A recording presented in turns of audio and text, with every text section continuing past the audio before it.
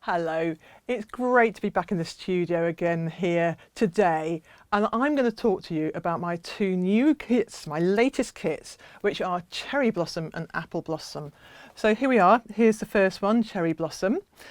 It makes a piece that's 35 centimetres square, and it comes with everything you need to create this, plus the binding.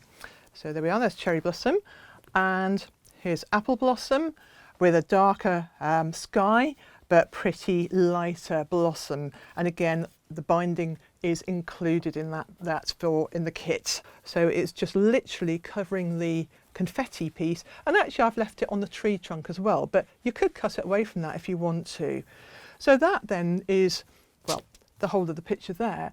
And that bit there is ready for binding, and then it'll be complete.